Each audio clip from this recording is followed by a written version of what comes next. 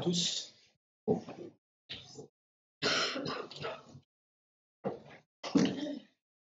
va prier.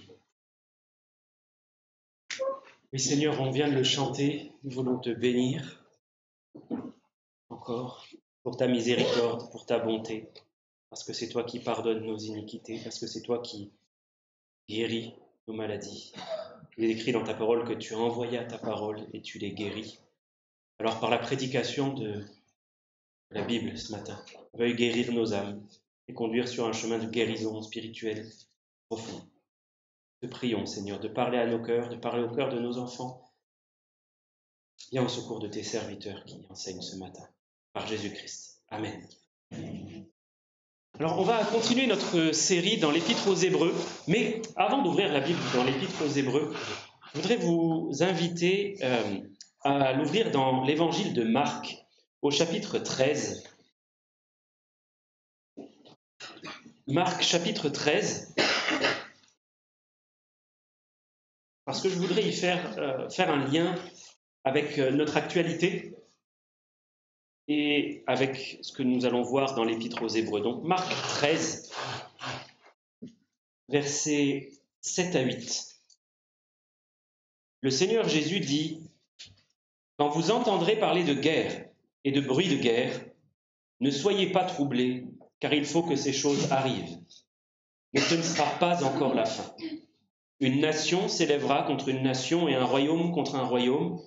Il y aura des tremblements de terre en divers lieux, il y aura des famines. Ce ne sera que le commencement des douleurs. » Dans une certaine mesure, j'ai l'impression que ce que nous venons de lire, nous le voyons dans une certaine mesure s'accomplir sous nos yeux. Le monde est rempli de guerres, de bruits de guerre, des nations s'élèvent contre des nations, des royaumes contre des royaumes, et en divers lieux, il y a des catastrophes naturelles, que ce soit des tremblements de terre, des inondations, des famines, etc. De là arrivent beaucoup d'inquiétudes. Beaucoup sont inquiets en voyant ce que devient ce monde-là. Beaucoup sont inquiets pour leurs enfants, demandant mais dans quel monde vont grandir mes enfants, mes petits-enfants ? Dans quel monde est-ce que je suis en train de vivre ? Que ce monde-là n'est pas complètement devenu fou. Les chrétiens ne font pas tellement exception. Hein. Nous aussi, nous avons nos propres inquiétudes lorsque nous voyons ce qui se passe dans le monde. Et il n'aura, je pense, échappé à personne que la liberté de culte dont nous jouissons depuis plusieurs années est réduite progressivement, de plus en plus. La vie, entre guillemets, facile que nous avons eue jusqu'à présent est de plus en plus remise en question. Et le Seigneur Jésus nous a dit que vivre en chrétien, ce ne serait pas facile. Il ne nous a jamais bercé de l'illusion que la vie avec lui serait simple. Il nous a même été dit qu'il faut s'attendre à des tribulations, à un certain nombre de difficultés. Et dans certaines parties du monde, vivre en tant que chrétien, en tant que disciple de Jésus, c'est bien plus difficile que ce que l'on peut même concevoir, nous, ici, avec nos difficultés. Pourtant, la parole de Dieu, elle nous dit d'avancer. Elle nous dit de surtout ne pas céder au découragement. On a des raisons d'être découragé dans nos circonstances personnelles, les difficultés auxquelles chacun individuellement fait face, et puis, de manière plus générale, en voyant ce qui se passe dans le monde, on aurait de quoi perdre espoir. J'ai rencontré cette semaine quelqu'un qui me dit qu'il n'espérait plus du tout aucun changement dans le monde. Cette personne-là n'était pas plus troublée que cela. Elle avait une espérance ailleurs, une espérance dans le Seigneur, dans le ciel, dans les choses éternelles. Mais les chrétiens peuvent être mis au défi, bousculés, chahutés dans leur foi lorsqu'ils voient tout ce qui est en train de se passer et lorsque leurs propres sont difficiles. La parole de Dieu, elle nous dit aussi que dans les derniers temps, plusieurs vont abandonner, plusieurs vont succomber et même trahir leurs semblables, trahir leurs frères et sœurs, et commenceront à se détourner ou seront au moins tentés de le faire. Aujourd'hui, il y a déjà des chrétiens qui se détournent du chemin étroit parce que leur vie est difficile, parce que suivre Jésus, c'est un défi. Et ils pensaient qu'en venant à Jésus, la vie serait beaucoup plus simple. Ils pensaient qu'en venant à Jésus, leurs problèmes seraient réglés, que leurs finances seraient remises à flot, que leur santé serait meilleure. et ça n'est peut-être pas arrivé comme ils l'espéraient. Alors parce qu'ils se sont découragés, ils ont quitté le chemin étroit, ils ont arrêté de marcher avec Jésus. Ça me fait penser à Asaph dans le psaume 73. Et Asaph, c'était un homme de Dieu, mais il voyait le mal autour de lui et puis il ne comprenait pas.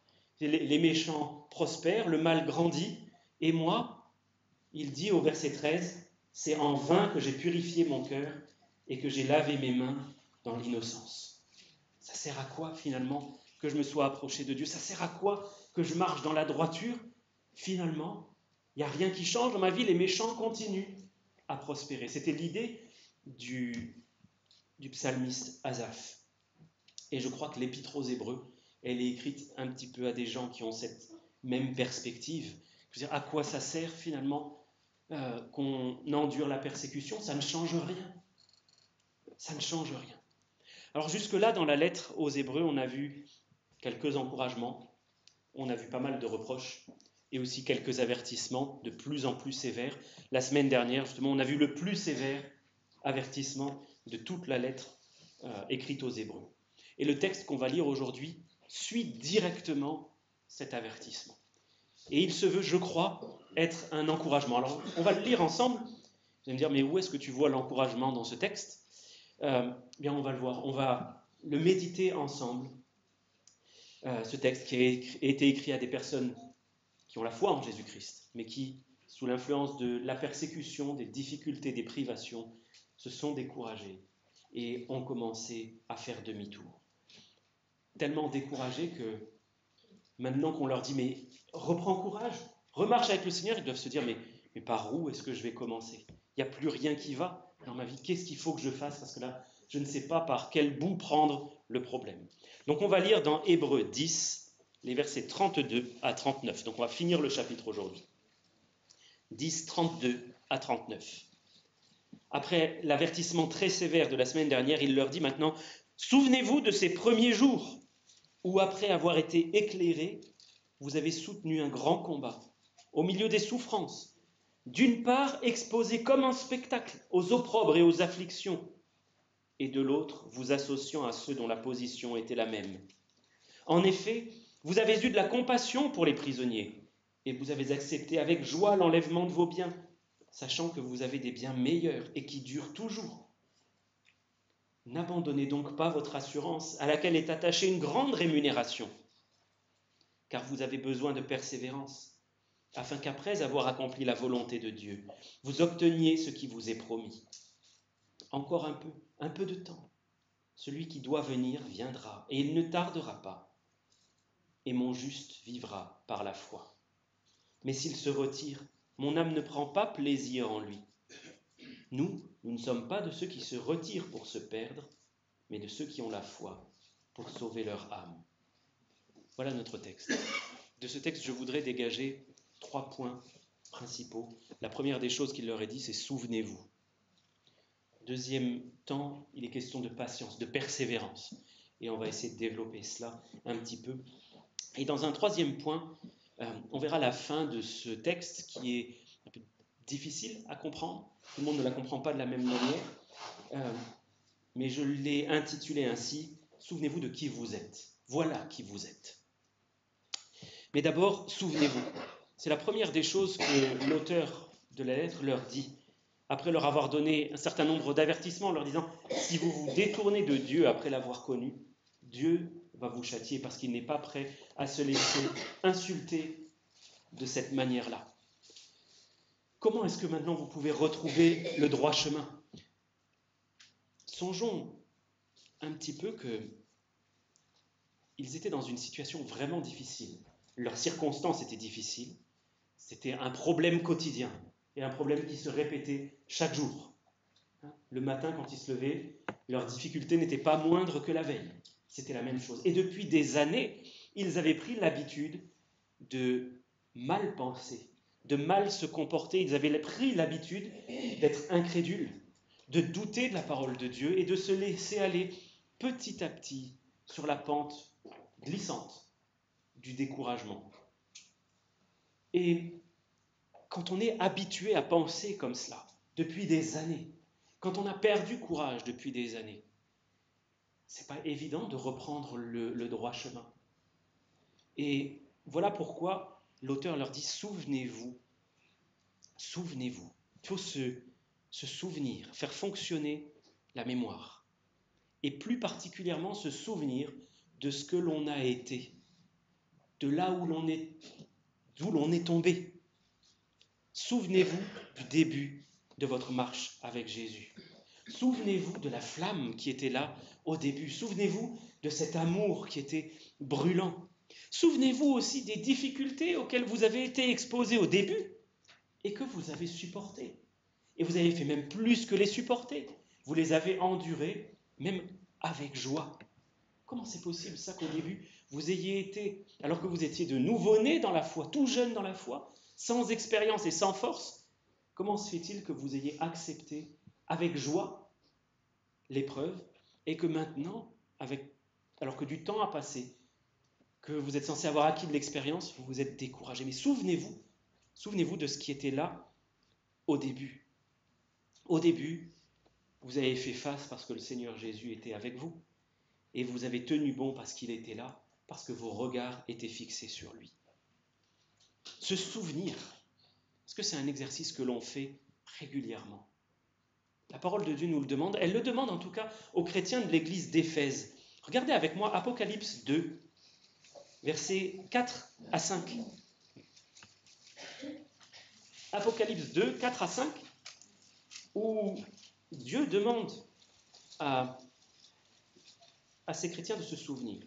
Il leur dit, ce que j'ai contre toi, Église d'Éphèse, c'est que tu as abandonné ton premier amour. Souviens-toi donc d'où tu es tombé.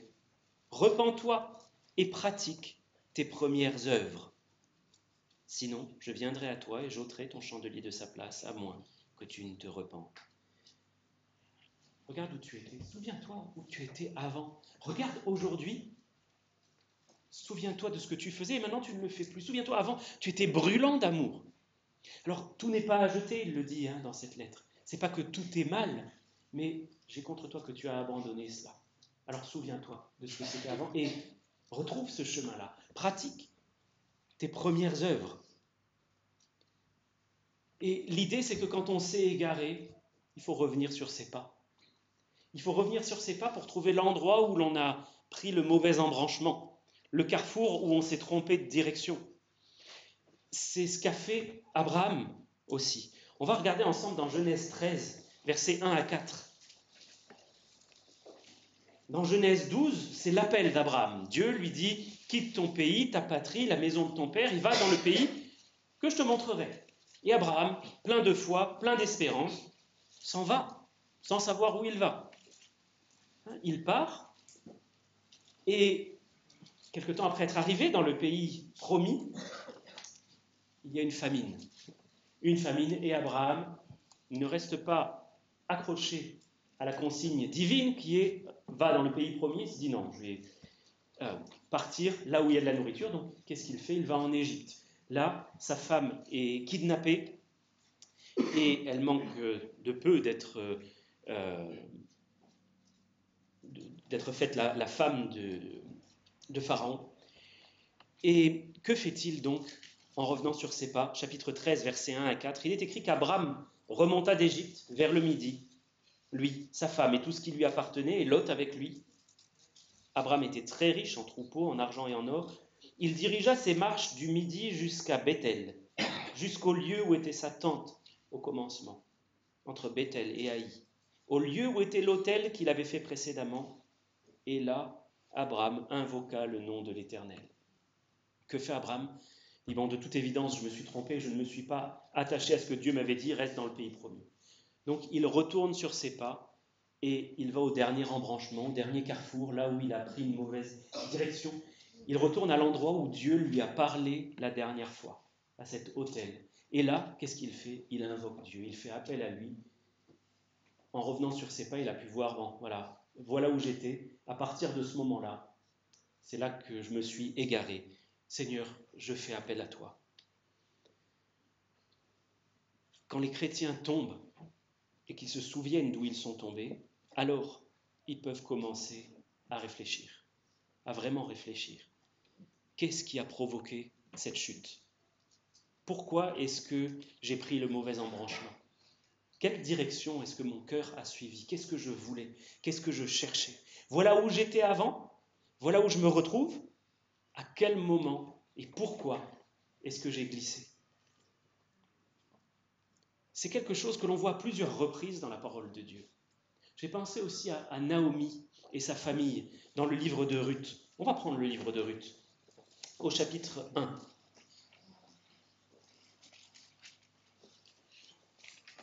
Livre de Ruth, c'est juste avant 1 Samuel.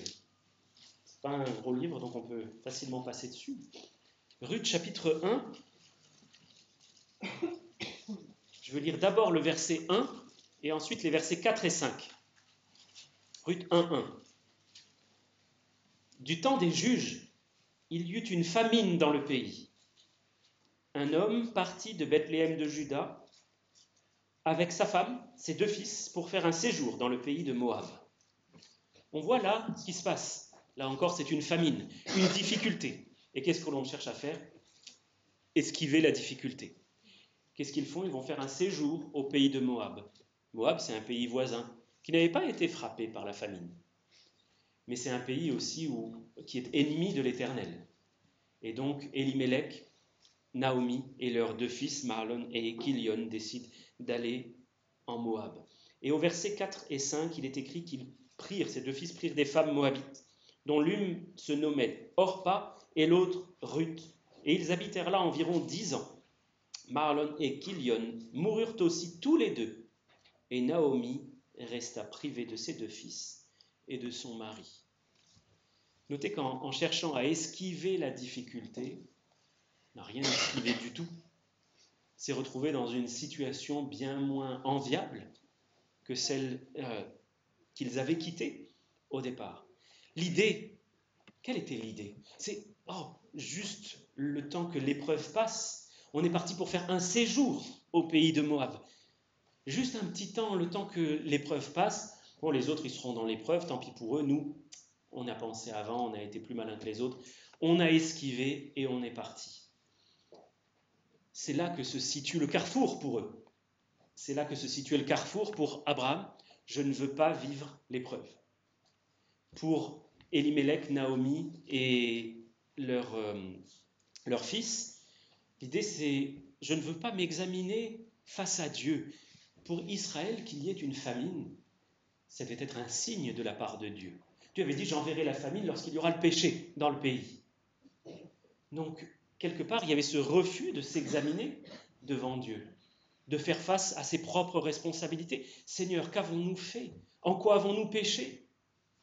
Que tu envoies la famine dans notre pays? Donc je ne veux pas vivre l'épreuve, je ne veux pas m'examiner face à Dieu, je ne veux pas faire l'effort de faire confiance à Dieu dans l'épreuve. Dans les 2 cas, que ce soit pour Abraham, que ce soit pour Naomi et son mari, il y avait cette idée-là, je ne veux pas faire l'effort de la foi. Pour ces chrétiens d'origine hébraïque dont nous lisons la lettre, c'est exactement la même chose. Je ne veux pas faire l'effort de la confiance en Dieu dans l'épreuve. S'ils faisaient un petit retour sur eux-mêmes, s'ils arrivaient à se souvenir, nos chrétiens de l'Épître aux Hébreux, ils auraient pu alors se demander, mais pourquoi est-ce qu'alors j'ai bien voulu combattre et que maintenant j'ai plus envie? Pourquoi au début j'avais la flamme et que maintenant je suis complètement indifférent? Pourquoi est-ce qu'au début j'ai accepté la honte? J'ai accepté d'être éloigné de tout le monde, chassé de mes amis, de ma famille, chassé de la synagogue, et que maintenant j'en veux plus? Pourquoi est-ce qu'au début être associé à Jésus c'était une fierté et que maintenant je veux plus de cela? Pourquoi est-ce que je suis plus compatissant envers les autres comme avant? Avant j'avais pitié de ceux qui étaient persécutés comme moi, maintenant je pense plus qu'à une seule chose, c'est à moi et à ma petite situation. Et puis, où est passée ma joie? Au début, malgré l'épreuve, j'étais dans la joie, parce que le Seigneur dit, je vous lis là Matthieu 5, verset 10, Matthieu 5, verset 10, « Heureux ceux qui sont persécutés pour la justice, car le royaume des cieux est à eux. Avant, j'étais heureux, je m'appuyais sur cette... Et maintenant, non. Avant, j'aurais pu dire que ce que dit l'apôtre Pierre en 1 Pierre 4, 12, c'était ce que je vivais. Il dit, bien-aimés, ne trouvez pas étrange d'être dans la fournaise de l'épreuve, comme s'il vous arrivait quelque chose d'extraordinaire. Réjouissez-vous au contraire de la part que vous avez aux souffrances de Christ, afin que vous soyez aussi dans la joie et dans l'allégresse lorsque sa gloire apparaîtra. Et la parole de Dieu ajoute, si vous êtes outragés pour le nom de Christ, vous êtes heureux, parce que l'Esprit de Christ, l'Esprit de gloire repose sur vous. Pourquoi est-ce que maintenant je n'ai plus aucune joie à souffrir pour le Christ? Le problème, c'est que j'avais une position de foi à ce moment-là. J'avais les regards fixés sur quelque chose, sur quelqu'un plutôt. Et mon regard s'est détourné de ce quelqu'un. Avant, j'avais les regards fixés sur Jésus, et maintenant, j'ai les regards fixés sur moi. Le problème, maintenant que j'ai fait ce retour en arrière, que je suis revenu sur mes pas, le problème, c'est que, oui, je regardais au Seigneur, je regardais à ses promesses, à sa parole, et je me suis écarté de cela. J'ai détourné mon regard, je n'ai pas persévéré. Et c'est pour ça que dans notre texte de ce matin, il leur est dit, vous avez besoin de persévérance. Au verset 36, vous avez besoin de persévérance, afin qu'après avoir accompli la volonté de Dieu, vous obteniez ce qui vous est promis. C'est cette deuxième partie dont je voulais vous parler, patience et persévérance. Je dis patience et persévérance, alors que dans nos textes, la plupart de nos versions, on a persévérance, mais c'est le même mot en grec, qui peut être traduit des deux manières, soit par patience, soit par persévérance, les deux vont vraiment ensemble. En faisant ce retour sur eux-mêmes, ils pourraient voir que oui, c'est là que, quand mon regard s'est détourné, j'ai commencé à couler. Est-ce que ça ne vous fait pas penser à quelqu'un? Quelqu'un dont le regard s'est détourné et qui a commencé à couler. Dans Matthieu 14, on lit cela, Matthieu 14, versets 24 à 31. S'il vous plaît, prenez-le avec moi. Matthieu 14, 24 à 31. Alors, je vais même lire à partir du verset 22. Matthieu 14, verset 22.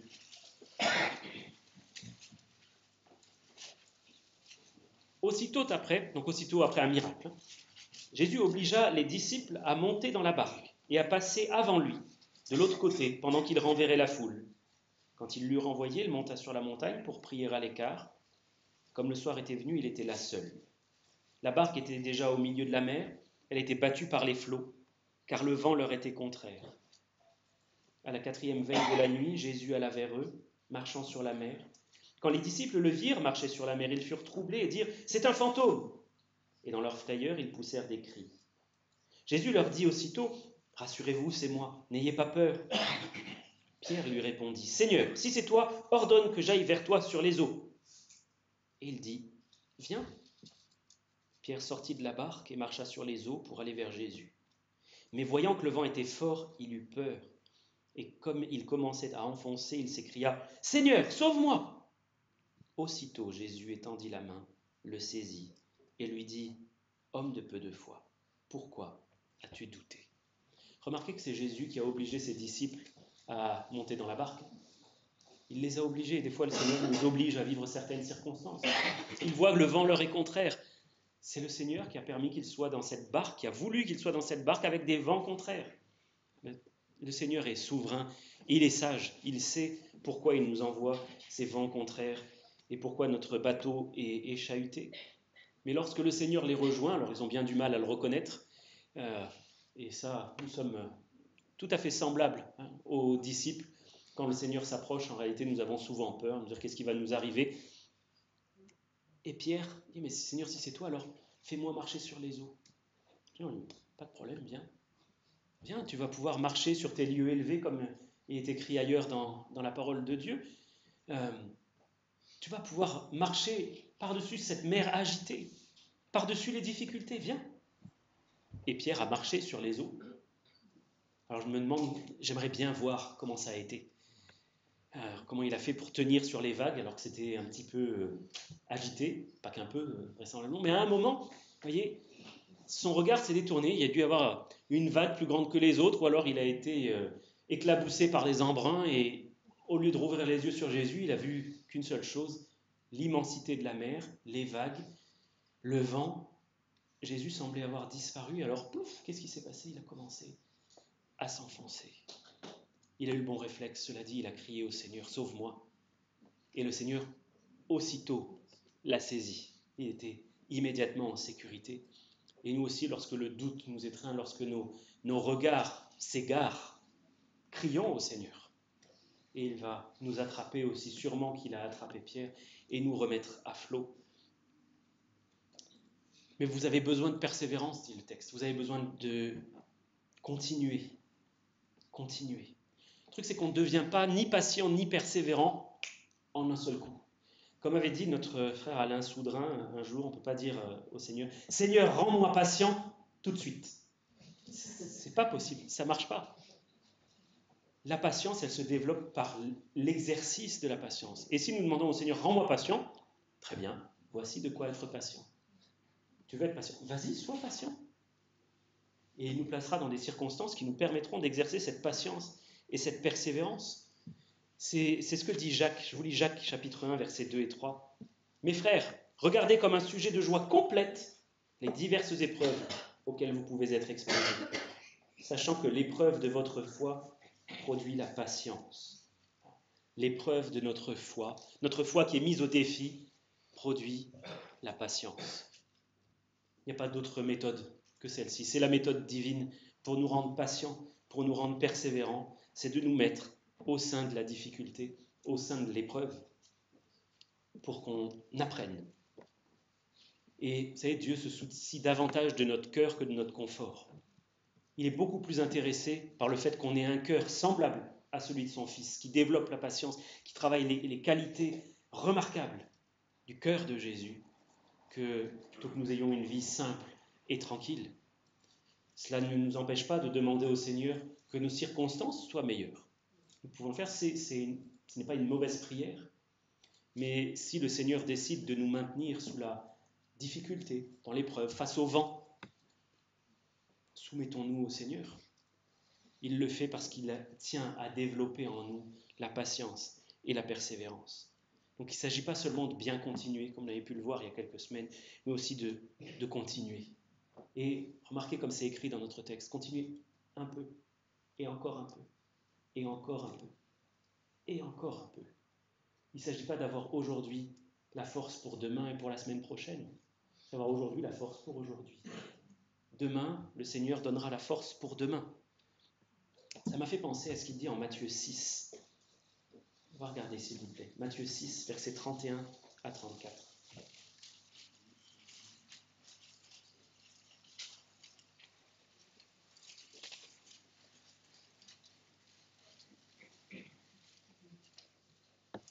Il y avait des gens inquiets, visiblement, à qui Jésus s'adressait à ce moment-là. Il leur dit « Ne vous inquiétez donc point, et ne dites pas « Que mangerons-nous? Que boirons-nous? De quoi serons-nous vêtus ?»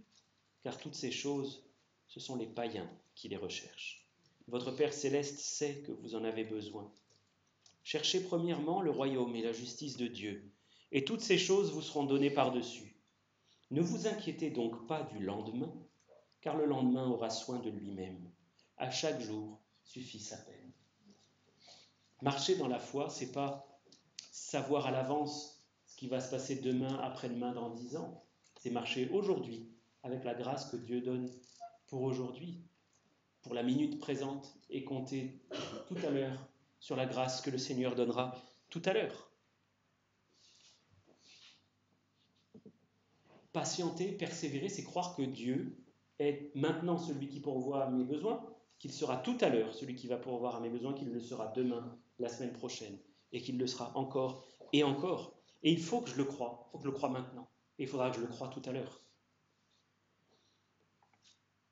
C'est aussi s'attacher aux promesses que de persévérer. Dans notre texte d'Hébreux, il est écrit qu'ils ont accepté avec joie l'enlèvement de leurs biens. Pourquoi ? Parce qu'ils savaient qu'ils avaient des biens meilleurs et qui durent toujours. Regardez où était fixé leur regard, sur des biens meilleurs que ceux qui leur étaient enlevés. Ils avaient vraiment le cœur tourné vers le ciel, vers la promesse de la vie éternelle, de la félicité éternelle, du bonheur pour toujours, de la rédemption, d'être transformé à l'image de Jésus. Il y a aussi une grande rémunération, nous dit le texte.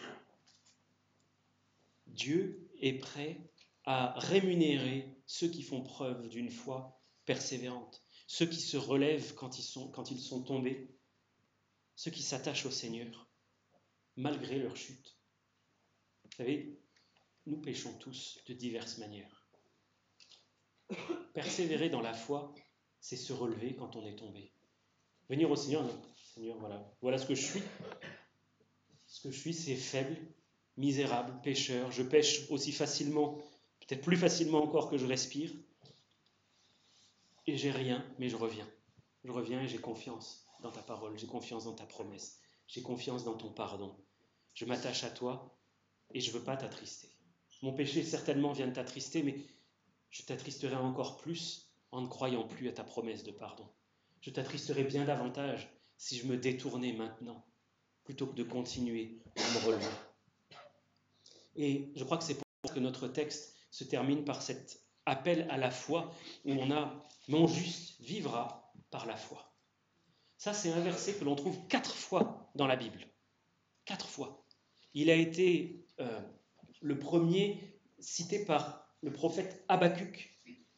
Habakkuk 2,4, et il est répété 3 fois après cela dans le Nouveau Testament pour illustrer le principe de vie des chrétiens. On marche par la foi, on ne marche pas par la vue, on ne marche pas par les sens, on ne marche pas par les émotions, on marche par la foi qui est le simple fait de croire ce que dit la parole de Dieu. Dieu voulant, on le développera un petit peu plus au chapitre 11, où on va faire un petit tour au musée, au chapitre 11, dans la galerie de portraits des héros de la foi.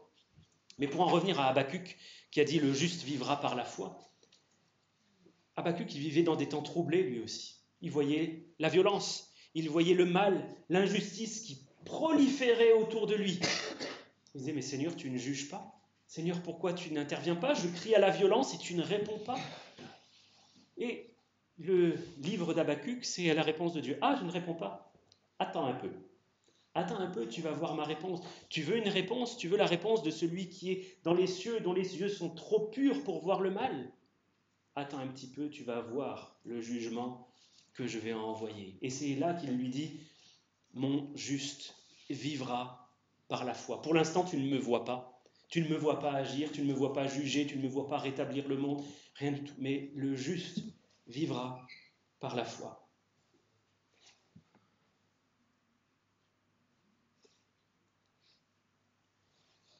Le fond de notre texte dans Hébreu, c'est que ça vaut la peine de continuer, même si on ne voit pas. Ça vaut la peine de continuer, même si nos prières ne sont pas exaucées. Ça vaut la peine de continuer à croire et de s'attacher au Seigneur. Et c'est là l'encouragement dont je parlais en introduction. Mon juste vivra par la foi. En faisant preuve de persévérance, vous vous amassez une grande récompense, une grande rémunération dans les cieux. Alors c'est sûr qu'il y a pour chacun, chaque croyant, la possibilité, la tentation même, de s'arrêter, de tourner à ce carrefour, à un moment, de prendre un chemin de traverse, comme l'a fait Abraham, comme l'ont fait Elimelech et Naomi, comme beaucoup d'autres qui ont cherché, comme le dit le texte, à se retirer. C'est un verbe que l'on pourrait traduire aussi par esquiver. C'est cette idée qui est là. Éviter l'épreuve. Voilà ce qu'il voulait. Passer par un chemin qui semblait à première vue plus facile, comme le personnage de Chrétien dans Le Voyage du pèlerin, qui à un moment a vu un chemin qui était un petit peu moins caillouteux et qui semblait marcher en parallèle du chemin étroit. Donc il l'a suivi pendant un instant avec son compagnon, jusqu'au moment où ils se sont rendus compte qu'en fait, ces deux chemins n'étaient pas du tout parallèles. Et ils ont dû revenir sur leurs pas. Ils étaient arrivés sur les terres du géant désespoir, un petit peu comme nos Hébreux, qui après avoir bifurqué se retrouvaient découragés, peut-être même désespérés. Voilà. Se retirer, c'est esquiver, c'est chercher à se soustraire et adopter le comportement des incroyants, Les incroyants qui, eux, cherchent toujours à se soustraire à la difficulté et finissent où? Dans la perdition, dans la ruine. L'idée, alors ça peut être traduit par perdition, ça peut être traduit par ruine, mais ça peut être traduit aussi par naufrage, comme un bateau qui est plus à flot. Et ça m'a fait penser à Jonas. Jonas, lui aussi, il a voulu s'esquiver face à ce qu'il estimait être une difficulté pour sa foi, annoncer la repentance et par là même le pardon et l'évangile à des ennemis de son peuple. Qu'est-ce qu'il a fait, Jonas? Il a cherché à s'esquiver. Et le mot que nous avons dans nos Bibles, qui est traduit par se retirer, c'est le contraire du mot qui est traduit par apôtre. Un apôtre, c'est un envoyé. Le mot qui est traduit par se retirer, c'est celui qui, on lui dit vas-y, moi je pars dans la direction opposée, je veux pas. Exactement comme Jonas l'a fait.